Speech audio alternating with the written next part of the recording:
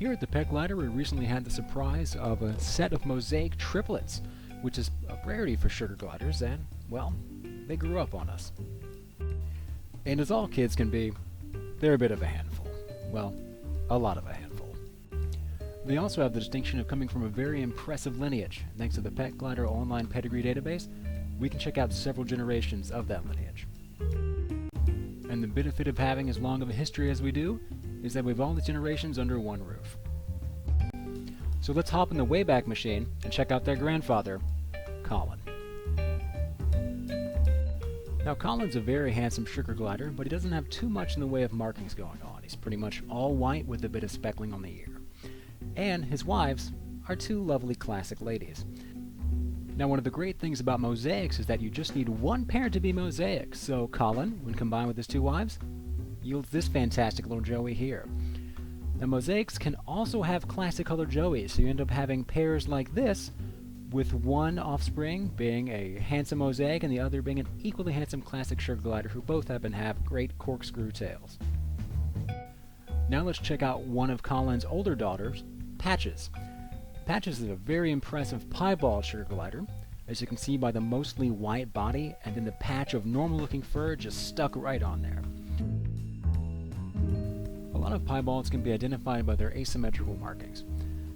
Now, Patch's mate, Zin, isn't quite as impressive, but he does have a little bit of mosaic kind of piebaldy marking going on his back.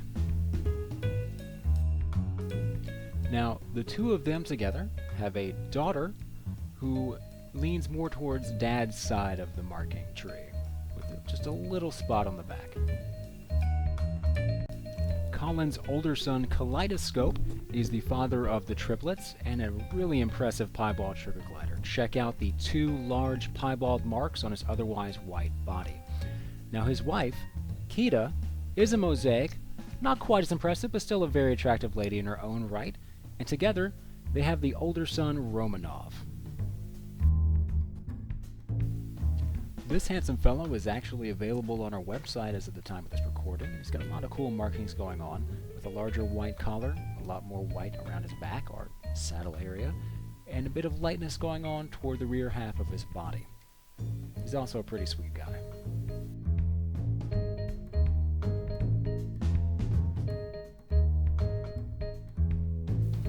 And now we get to the first of the triplets, a guy we're calling Speckles. He's not currently available, but check out his ears and how different he is from his older brother.